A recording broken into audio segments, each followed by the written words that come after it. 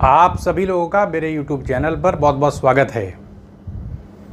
अद्वैत वेदांत और द्वैत वेदांत यानी अद्वैतवाद और द्वैतवाद के संबंध में आपके समक्ष कुछ विचार जो है वो प्रस्तुत किया जाएगा संक्षेप में। सबसे पहली बात, अगर हम शंकराचार्य के दर्शन को देखें तो शंकराचार्य का जो दर्शन है वो अद्वैतवाद है। फिर अगर हम मध्वाचार्य के दर्शन को देखते हैं तो वो द्वैतवाद बता रहे हैं। दो प्रकार की, मतलब स्वतंत्र तत्व और अस्वतंत्र तत्व के रूप में बताने का प्रयास करते हैं। तो कारण खोजने का प्रयास किया जाएगा कि किस प्रकार मध्वाचार्य ने द्वैतवाद का जो स्वरूप निर्धारित किया वो किस प्रकार से शंकराचार्य से अलग हो गया और क्यों हो गया। क्योंकि उसके पीछे कोई ना कोई कारण होता है, बिना कारण के तो कोई कार्य ऐसे होगा नहीं। तो उपनिषदों के अंतर्गत ही सारी विचारधाराएँ थी, तो उसी से कहीं ना कहीं जो है वो स्रोत लेते हुए, एक तर्क लेते हुए मध्वाचार्य ने अपना द्वैतवादी सिद्धांत प्रस्तुत किया। तो अद्वैतवाद के अंतर्गत अद्वैत, यहाँ द्वैत लगा है, द्वैत माने दो होता है, आ लगा देते तो एक हो जाता है। हिंदी के अंतर्गत यही है। तो अद्वैत का मतलब है केवल एक ब्रह्म की सत्ता, उसी की सत्ता है, बाकी फिर किसी की सत्ता नहीं होगी। और यहाँ द्वैत लगा हुआ है तो ईश्वर की भी सत्ता है और द्वैत के अंतर्गत चित अचित की भी सत्ता है। बस ये है कि चित अचित जीव और जगत ईश्वर पर आश्रित हो जाते हैं, यानी स्वतंत्र रूप से नहीं रह सकते, उस पर आश्रित हैं, वही उनको आश्रय प्रदान करता है। तो इसलिए स्वतंत्र होता है। ईश्वर की सत्ता स्वतंत्र है, वो सर्वज्ञ है, सर्वशक्तिमान है। वैसी स्थिति जीव की नहीं होगी। तो इस आधार पर अगर हम देखें तो शंकराचार्य के हिसाब से अद्वैतवाद के अंतर्गत एकमात्र ब्रह्म की सत्ता है, सत्य सत्ता है, हमेशा से है, चित्त है, चैतन्य युक्त है, कॉन्शियसनेस सत्ता है और आनंद युक्त सत्ता है। और जितने प्राणी हैं सबके शरीर में उसी की शक्ति यानी चेतना अभिव्यक्त हो गई है, इसीलिए अंश कह दिया जाता है। क्योंकि सबका शरीर तो अलग अलग है, तो चेतना सब में प्रकट हुई क्योंकि इसकी चेतना पूरे ब्रह्मांड में व्याप्त है। तो इस आधार पर अद्वैतवाद के अंतर्गत ये बताया दिया गया है कि अगर जो चेतना हमारे हृदय के अंदर अभिव्यक्त हुई है, अगर हम उसको जान लें, जान तब पाएंगे जब हम इस संसार से अपना हृदय या संसार की वास्तविकता को समझ ले कि ये संसार वास्तविक नहीं हो सकता, इसे मिटना है। ये मिट जाता है, पैदा होता है, मिटता है, सारे प्राणी उत्पन्न होते हैं, मिट जाते हैं। लेकिन संसार में आकर्षण ऐसा रखा है, परिवार है, एक पूरी परंपरा चल रही है, व्यवसाय है सारा, और कहीं ना कहीं आकर्षण तो होगा ही होगा क्योंकि माया के माध्यम से निर्मित है, आकर्षण रखा गया है। तो अगर हम ये समझ लें कि संसार वास्तविक नहीं, व्यवहारिक है, स्वप्न की तरीके से है, क्योंकि एकमात्र जब ब्रह्म की सत्ता है तो मानी सी बात है कि तात्विक परिवर्तन तो होगा नहीं, शक्ति के आधार पर ही बनाया जाएगा। और शक्ति हम देखते हैं स्वप्न में शक्ति ही तो रहती है, कोई तात्विक आभास तो हमको होता नहीं है। हम तो लेटे रहते हैं, आँख हमारी बंद रहती, गहरी नींद में हैं, लेकिन हर प्रकार के चित्र हमारे मन में उभरते रहते हैं। उन चित्रों के आधार पर ही हम स्वप्न देखते हैं और हमें वास्तविक एकदम वास्तविकता लगती है स्वप्न में। तो इस आधार पर कहा जा सकता है कि बस ऐसे ही है, आभासिक विवर्त, यही इसीलिए शब्द आए हैं सब। विवर्त यानी जैसे एक हमको विवर्त के रूप में जैसे रेगिस्तान में जल दिखता है, दूर से दिखता है कि वहाँ जल है, वो विवर्त रूप है। इस आधार पर जगत की सत्ता है। तो माया से बना है, माया ब्रह्म की शक्ति है, अनादि हमेशा से है, ब्रह्म की शक्ति है वो। तो इसलिए वो जड़ रूप होती है, वो ईश्वर के माध्यम से ही वो संचालित की जाती है। उस शक्ति का जो प्रयोग ब्रह्म के द्वारा किया जाता है। तो इस आधार पर अद्वैतवाद के अंतर्गत अगर हम देखें तो शंकराचार्य बताते हैं कि जो एक पर ब्रह्म होता है वो कोई क्रिया नहीं करता, उसके माध्यम से कोई क्रिया नहीं की जाती, वो संकल्प करता है, ईश्वर को प्रकट कर देता है। ईश्वर के द्वारा फिर माया शक्ति का उपयोग किया जाता है, क्योंकि ईश्वर के द्वारा क्रिया की जाती है और संसार की रचना की जाती है, पालन पोषण और संहार भी किया जाता है। तो इस प्रकार से अद्वैतवाद में एकमात्र ब्रह्म की सत्ता है। जीव अलग अलग प्राणियों के शरीर में उसी की चेतना अभिव्यक्त होने की वजह से हम आत्मा कह देते हैं। अन्यथा आप देखेंगे उपनिषदों में अयम आत्मा ब्रह्म, यही बताया गया, आत्मा ही ब्रह्म है। तो ये शंकराचार्य के दर्शन के हिसाब से जगत की सत्ता देखें तो जगत की सत्ता वास्तविक नहीं है, विवर्त रूप है, आभास रूप है, प्रतिबिंबात्मक है, स्वप्न की तरह है। तो जगत तो मिथ्या हो जाएगा, बस प्रतीति उसकी हो रही है, हम देख रहे हैं उसको, जगत हमें दिखाई पड़ रहा है। जैसे हमें जादूगर की नोट दिखाई पड़ती है, तो नोट दिखाई तो पड़ती है लेकिन होती नहीं है। इस आधार पर देखें तो जीव जो है वो आत्मा कह लें, वो ब्रह्म से अलग नहीं है, तो सिर्फ एकमात्र ब्रह्म की सत्ता तो रहेगी। अब हम आते हैं द्वैतवाद पर।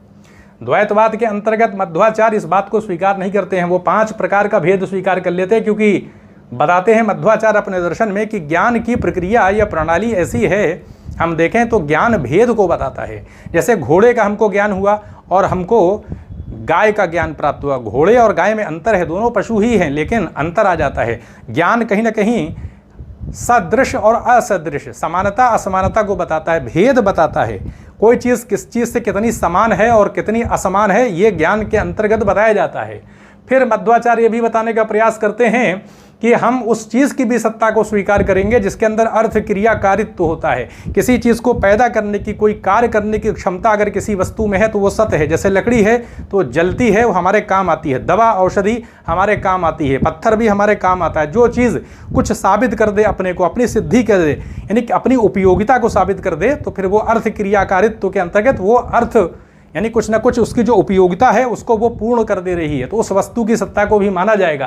तो इस आधार पर मध्वाचार्य बता रहे हैं, अपने द्वैतवाद के अंतर्गत बताते हैं कि ईश्वर की सत्ता भी है, लेकिन साथ में वो बताते हैं कि भेद को स्वीकार करते हैं तो चित अचित जीव और जगत की भी सत्ता है, लेकिन आश्रित कर देते हैं। जीव जो है, जो भी क्रिया करता है, उसको जो भी शक्ति मिलती है, क्योंकि आश्रय दिया हुआ है, तो जीव कर्म करता है और कर्म के आधार पर ही वो कहीं ना कहीं उसको अपना यानी जन्म मरण का चक्र उसके कर्म के आधार पर चलता है। बंधनग्रस्त अवस्था भी कर्म के आधार पर ही होती है। इस आधार पर अगर देखा जाए तो जीव जो होता है वो कहीं ना कहीं ईश्वर किससे सत्ता लेता है और फिर वो क्रिया करता है। वो ईश्वर पर आश्रित होता है, लेकिन अपने कर्म के लिए स्वतंत्र भी रहता है। उसको सत्ता ईश्वर के द्वारा दी जाती है, क्योंकि जीव की सत्ता भी है वो ईश्वर, क्योंकि वो ईश्वर पर आश्रित है, अंश रूप में है। इस आधार पर उसकी सत्ता भी है, हमेशा से उसकी सत्ता को माना है, और ईश्वर की भी हमेशा से सत्ता है।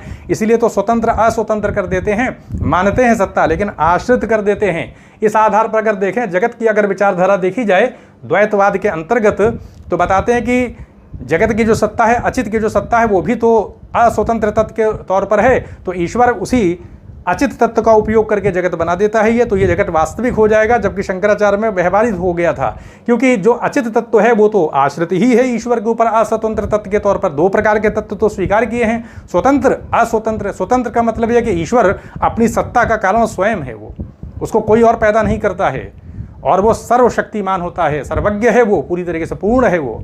बाकी जीव और जगत के बारे में देखें, जड़ पदार्थ के बारे में, तो इनके अंदर अपूर्णता रहती है, वैसी पूर्णता नहीं है, तो ये आश्रित रहते हैं। इसलिए स्वतंत्र अस्वतंत्र तत्व के तौर पर द्वैतवाद सिद्ध हो जाता है।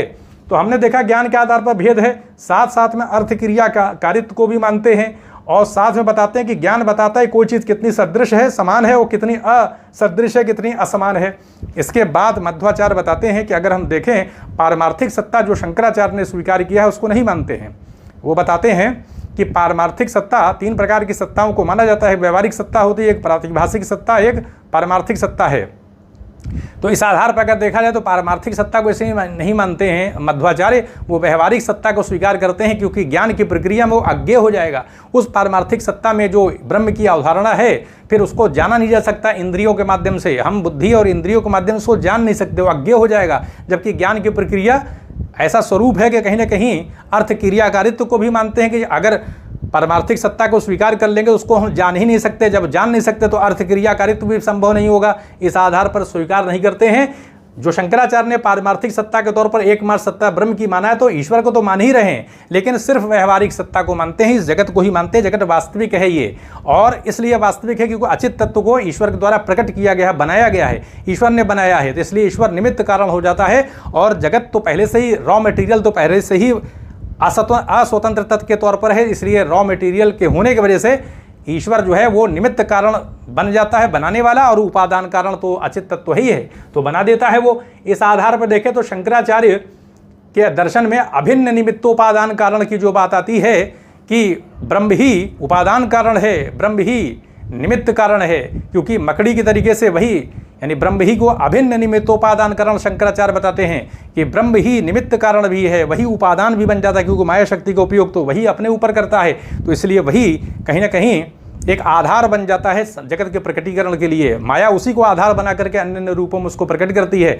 तो वही बनाने वाला भी है, और माया उसी के आधार पर चीज़ों को प्रकट करती है, इसलिए अभिन्न हो जाता है, यानी वही निमित्त है, वही उपादान है। रामानुजाचार्य के हिसाब से देखा जाए तो वो ब्रह्म परिणामवादी दृष्टिकोण रखते हैं, जिसके अंतर्गत बताया है रामानुजाचार्य ने कि चित और अचित की सत्ता को विशेषण के तौर पर स्वीकार कर लेते हैं, और विशेषणांश में परिवर्तन जो होता है वो ब्रह्म में ही परिवर्तन है, लेकिन उसका प्रभाव कोई ब्रह्म के ऊपर नहीं पड़ता है। यानी ब्रह्म की भी सत्ता है, चित अचित की भी सत्ता है, रामानुजाचार्य के हिसाब से विशिष्टाद्वैतवादी उनका दर्शन है। इसके अंतर्गत ईश्वर की तो सत्ता ही है, जीव की भी सत्ता है, चित्त की भी सत्ता है, अचित की भी सत्ता है, लेकिन ईश्वर विशेष हो जाता है और चित्त अचित विशेषण हो जाते हैं। इस आधार पर जो भी परिवर्तन किया जाएगा ब्रह्म के द्वारा वो अपने विशेषणांश में, विशेषण रूपी अंश में परिवर्तन कर दिया जाता है, जिसका प्रभाव कोई ब्रह्म पर नहीं पड़ता। इसलिए ब्रह्म परिणामवादी दृष्टिकोण है, इसको भी मध्वाचार्य स्वीकार नहीं करते हैं। वो बताते हैं कि अचित की सत्ता पहले से ही है और अस्वतंत्र तत्व के तौर पर है, ईश्वर के द्वारा उसी का उपयोग करके जगत बना दिया जाता है और उसका कोई भी प्रभाव ब्रह्म के ऊपर नहीं पड़ता है। तो इस प्रकार से मध्वाचार्य अपना द्वैतवाद जो है वो सिद्ध करने का प्रयास करते हैं। बताते हैं जीव ही कर्ता होता है, वही भोक्ता होता है, यानी जीव को जो स्वतंत्रता दी जाती है वो ईश्वर के द्वारा, ब्रह्म के द्वारा दी जाती है, क्योंकि वो उसी पर तो आश्रित है जीव पूरी तरीके से। तो इस आधार पर अगर हम देखें अद्वैतवाद और द्वैतवाद के अंतर्गत, तो इसमें सिर्फ एकमात्र ब्रह्म की सत्ता है। यहाँ पर द्वैतवाद के अंतर्गत 5 प्रकार का भेद भी मान लिया है, यानी मध्वाचार्य 5 प्रकार का भेद मानते हैं। ईश्वर का जीव से भेद बता देते हैं, दोनों अलग अलग सत्ता है। ईश्वर की सत्ता पूर्ण है, जबकि जीव की सत्ता पूर्ण नहीं है, अपूर्ण है, वो आश्रित सत्ता है, वो स्वतंत्र सत्ता है। तो भेद आ रहा है इस हाथ में, ईश्वर का जीव से भेद है, ईश्वर का जल पदार्थ से भी तो भेद है। जल पदार्थ तो अचित तत्व को तो आश्रित ईश्वर के ऊपर ही है, ईश्वर के द्वारा उसी को उपयोग करके जगत बनाया जाता है। इस आधार पर ईश्वर का अचित तत्व से यानी जल पदार्थ से भी भेद है। 2 प्रकार के भेद हो गए। जीव का जीव से भी भेद है, क्योंकि अणु परिणाम वाले होते हैं जीव, और हर जीव के अंदर भेद होता है। इस आधार पर जीव का जीव से भी भेद है, जीव का जल पदार्थ से भी भेद है, और जल पदार्थ का जल पदार्थ से भी भेद है। अलग अलग प्रकार के जल पदार्थ हैं, संसार में दिखाई भी पड़ रहे हैं। तो इस आधार पर व्यवहारिक सत्ता को स्वीकार करते हैं, 5 प्रकार का भेद भी मानते हैं। इस प्रकार की स्थिति आपको अद्वैतवाद में नहीं दिखाई पड़ेगी। तो यह आपके सामने एक संक्षेप में अद्वैतवाद और द्वैतवाद को प्रस्तुत करने का एक प्रयास था। तो यहीं पर अनुमति दे, चैनल को सब्सक्राइब भी करें, शेयर भी करें। आप सभी लोगों का बहुत बहुत धन्यवाद।